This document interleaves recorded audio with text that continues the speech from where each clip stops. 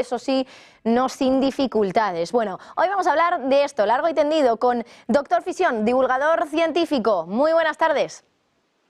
Hola, muy buenas tardes. Bueno, parece, como decía antes, que viajar a la Luna está un poco de moda y han sido varios los hitos que se han conseguido en los últimos meses. Por ejemplo, que muchos países se han sumado a esa lista de naciones que ya han pisado la Luna. ¿Por qué parece que últimamente interesa tanto nuestro satélite? Bueno, pues porque vamos a definirlo súper fácil, es una gasolinera gigante que tenemos casi a tiro de piedra, a 400.000 kilómetros de distancia. Es el lugar donde las naves van a parar para poder repostar, para poder continuar a otros planetas del sistema solar y también a otras lunas.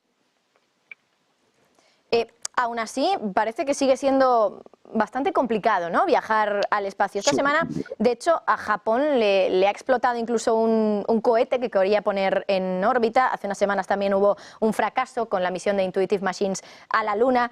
¿Cómo es posible que siga suponiendo tantos problemas viajar a nuestro satélite cuando hace ya medio siglo que el humano pisó este satélite, pisó la Luna?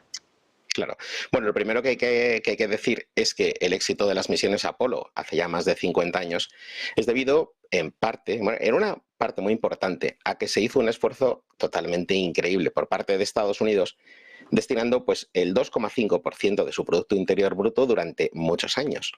Y claro, con un país totalmente centrado en esa misión, se pudo lograr este objetivo. Las primeras misiones que nos llevaron a la Luna fueron un éxito, excepto la misión Apolo 13, que ya sabes que tuvieron que volver de camino de regreso porque no lo consiguieron, y se hizo muy poca ciencia porque eran misiones políticas. Había dos grandes potencias que se estaban enfrentando entre ellas, y ese confrontamiento que había en tierra se extendía, lógicamente, al espacio, ¿no? El primero que consiguiese llegar a la Luna conquistaría el mundo. Y, bueno, cosa que se ha visto que, por cierto, no ha sido así, ¿no? Pero en ese momento sí que se pensaba que eso era así.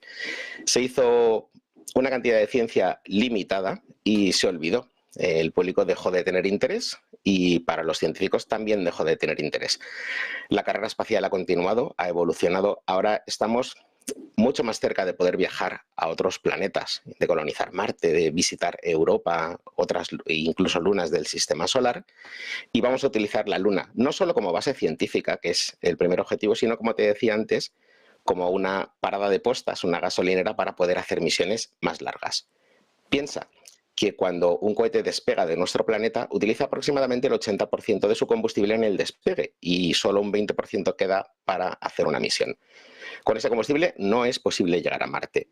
Lo que se pretende es hacer una parada en la Luna, orbitarla, repostar allí y continuar la misión hacia planetas más lejanos. Poco a poco es verdad que cada vez más empresas privadas se están sumando a esa carrera del espacio. De momento parece que ninguna ha tenido éxito. De hecho, citaba el caso de Intuitive Machines, que incluso creo recordar que el fallo era que se había dado la vuelta y que no había manera de volver a ponerlo en su sitio, y entonces no estaba llegando bien la información a la Tierra. Sí, ¿Crees que simplemente por hacerte la pregunta, crees que va a ser cuestión de tiempo que las empresas privadas acaben dominando esto de viajar al espacio y llegar a la Luna? Absolutamente. Estos solo son misiones de test para empezar a desarrollar la tecnología. Aterrizar en la Luna es tremendamente complicado, ¿no?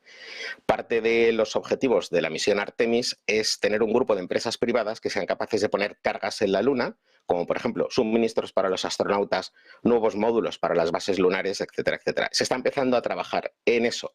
Y estas primeras misiones son misiones de práctica, misiones de test, ¿no? Como la que hemos visto precisamente hoy con SpaceX, que ha sido un éxito rotundo y abrumador en ese tercer vuelo de la Starship, que recordemos que ha logrado todos y cada uno de los objetivos que tenían previstos, e incluso alguno más. Lamentablemente el booster se ha perdido, pero ha hecho más de lo que tenía previsto, ¿no? Este amerizaje que estaba programado, pues se ha hecho precisamente en el mar, porque se sabía que había un gran riesgo de que el booster explotase en tierra, ¿no? Entonces se ha simulado este aterrizaje con un amerizaje en el mar. Y ahí es donde se ha perdido el booster. logrando esta misión muchos más de los objetivos que tenía previsto, ¿no? Elon Musk pretende lanzar aproximadamente 6 cohetes más este año, y claro, tiene mucha prisa porque la misión Artemis 3 de la NASA pues está ya prácticamente aquí, quedan 2 o como mucho 3 años, y necesitan tener esta nave lista porque va a ser la que nos lleve de vuelta a la Luna. Antes hablábamos del control, ¿no?, del espacio y de cómo en su día Estados Unidos y Rusia luchaban por llegar a la Luna porque pensaban que esto significaba un poco ser el que iba a dominar el mundo. ¿Crees que conseguir el control del espacio y poder llegar sin problemas a la Luna, que sea un éxito, va a ser un factor más para determinar quién en el futuro va a ser el poder dominante en el planeta?